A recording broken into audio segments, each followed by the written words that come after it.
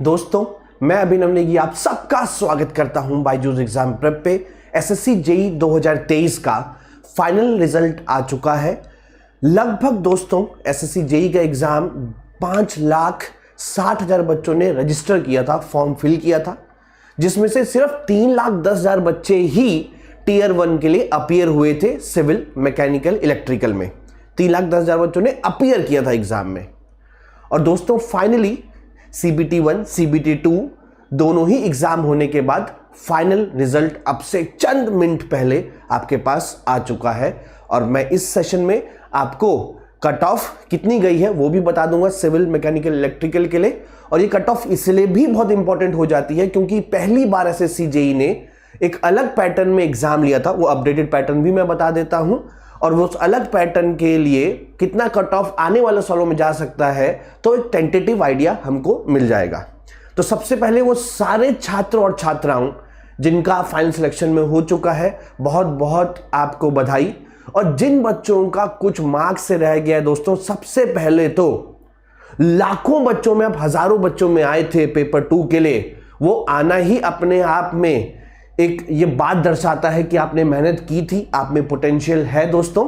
और SSC JE ने result से पहले आप लोगों को अगला डेट दे चुका है 4, 5, 6 जून।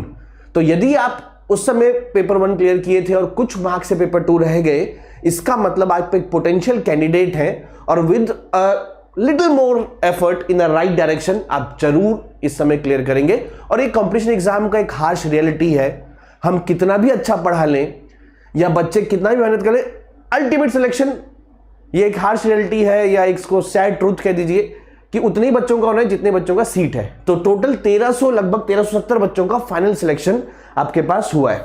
ठीक है, ओके। तो सारे आपके पास 1374 बच्चों का फाइनल सिलेक्शन हुआ है। उनका पूरा रोल नंबर वगैरह, नाम वगैरह सब कुछ आपके पास यहाँ पे सिविल, मैकेनिकल, इलेक्ट्रिकल के लिए एसएससी जेई ने अपनी वेबसाइट पे दे दिया है दोस्तों।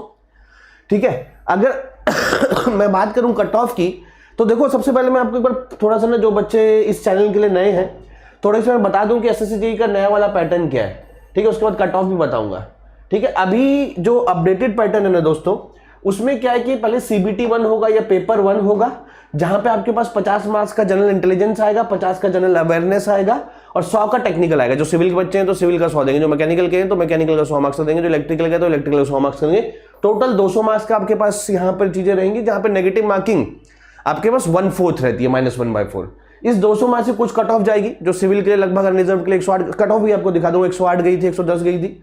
उसके बाद ये 200 मार्क्स का होने के बाद आपके पास 300 मार्क्स का एक मेंस होगा, उसमें कुछ ही बच्चे जाएंगे। जैसे अगर ये 200 का हो गया ना, तो 200 में से कट ऑफ जो गई थी सिविल इंजीनियरिंग के लिए, वो लगभग 108, 106 और अन्य कैटेगरीज के लिए आपके पास यहाँ पे कट ऑफ गई थी आउट ऑफ 200। ठीक है, इतने कैंडिडेट्स आपके पास सेकेंड स्टेज के लिए गए थे। अब जो इलेक्ट्रिकल के बच्चे थे, थोड़ी सी कट ऑफ उनकी ज्यादा जाती है, लगभग 131 से लेके आपके पास 110 तक उनकी कट ऑफ वेरी की थी प्रीलिम स्टेज के लिए, और इतने बच्चे आपके पास पेपर 2 के लिए गए थे। पेपर 2 आपके पास जो इस बार नया पैटर्न हुआ है, वो सब्जेक्टिव नहीं, आपके पास 100 क्वेश्चन आएंगे, हर एक क्वेश्चन 3 मार्क्स का होगा, और वो 300 मार्क्स का पेपर था जहां पे नेगेटिव मार्किंग -1/3 थी। ये इस बार चेंज हुआ है। और जब 3 मार्क्स का क्वेश्चन आया तो लोगों को लगा कि पेपर यहां के मुकाबले, क्योंकि यहां पे 1 मार्क्स का क्वेश्चन है, तो लोगों को लगा कि यार यहां के मुकाबले थोड़ा सा मुश्किल आएगा, लेकिन पेपर लगभग इतना 3 गुना मुश्किल तो नहीं, लगभग वैसा ही था। ठीक है, तो इसलिए कट ऑफ थोड़ी सी इस बार थोड़ी सी और भी ज्यादा जाएगी, क्योंकि पेपर 2 उतना मुश्किल नहीं था। जो हमारी एक्सपेक्टेड कट ऑफ थी ये तो खैर आ चुका था। हमारी एक्सपेक्टेड जो कट ऑफ थी सिविल के लिए 333, हमने कहा भी था कि जब मैं वर्कशॉप ले रहा था 4 या 5% का वेरिएशन होगा, उतना ही कट ऑफ गया, इसका हल्का सा थोड़ा सा कम गया है। सिमिलरली यहां वाली कट ऑफ भी जितनी हमारी एक्सपेक्टेड थी उससे लगभग 5-1% का वेरिएशन आया है। तो ये कट ऑफ जो आपके पास है, ये पेपर 1 की 200 मार्क्स से होती है। ठीक है, और ये वाली आपके पास 300 मार्क्स से होती है, और फाइनल कट ऑफ आपके पास बनती है, हमारी एक्सपेक्टेड थी। और जो actual cut off SSC JE ने अब से कुछ ही देर पहले रिलीज की है, कहां गया ये, तो आपके पास देख सकते हैं आप यहाँ पे, अगर मैं यहाँ पे ड्रॉ करूं तो इस सिविल इंजीनियरिंग के लिए जो फाइनल कट ऑफ गई है 200 + 300, पेपर 1 और पेपर 2 मिला के, वो 319 की, हमने 333 के आसपास कहा था। ठीक है, और 319 ईडब्ल्यूएस और अनरिजर्व के लिए।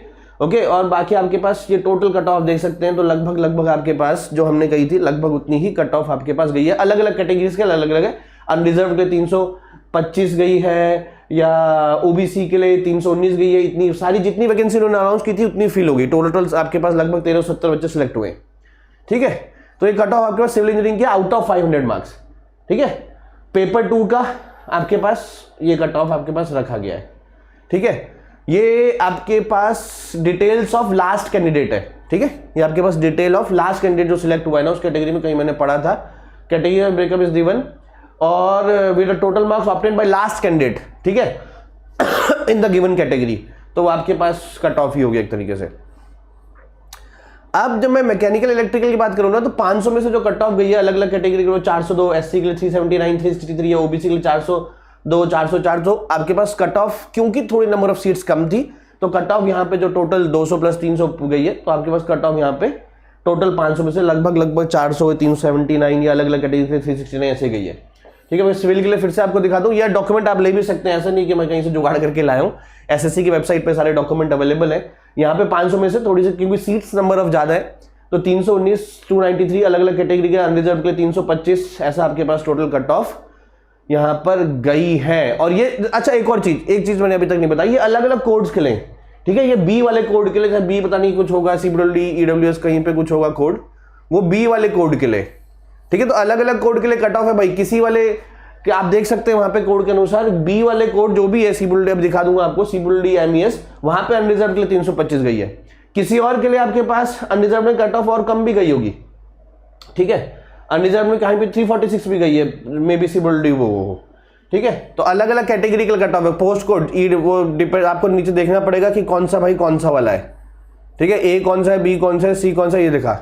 जैसे कि ए है जूनियर इलेक्ट्रिकल में के लिए, बीआरओ के लिए। ठीक है, ऐसी बी आपके पास सिविल के लिए, जैसे बीआरओ को कट ऑफ देखते हैं तो बीआरओ को कट ऑफ ही वैसे लास्ट कट ऑफ भी होगा अप्रोक्सीमेटली।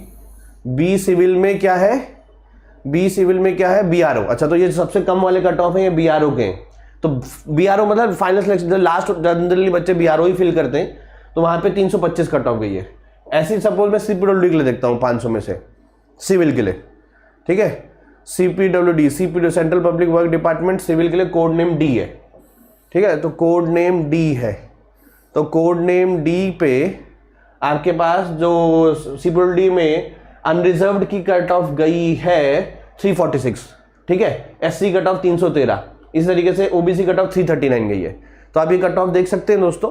ठीक है, जिन बच्चों का नहीं हुआ दोस्तों, आपका पेपर 1 में हुआ था तभी आप पेपर 2 पहुंचे हैं, तो इसका मतलब 4, 5, 6 जून को जो एग्जाम होने वाला है उसके लिए आप प्रबल दावेदार हैं दोस्तों। और आप सभी को ऑल द बेस्ट। और जो भी दोस्तों का सिलेक्शन हुआ है, एक बार फिर से पूरी बायजूस एग्जाम प्रेप की टीम से बधाई। और जिन दोस्तों का कुछ मार्क्स से नहीं हो पाए दोस्तों, हार के जीतने वाले को ही बाजीगर कहते हैं। अभी आपको लग रहा होगा कि देखो, मेरा भी ईयर बैक आया था यार एक बार बीटेक में, 5 साल में बीटेक किया है, किसी कारण फेल होने के नहीं, किसी कारणवश मेरा बीटेक में ईयर बैक आया था। उस समय मेरे को लगा कि सब खत्म, खल्लास सब कुछ। एक बच्चा जो मैथ्स ओलंपियाड में फोड़ रहा है, कंपटीशन एग्जाम में, एंट्रेंस एग्जाम में फोड़ रहा है 12वीं के बाद, मैथ्स में 100 में 100 ला रहा है, उसके बाद बीटेक में 3rd ईयर में ईयर बैक आ गई किसी कारण से।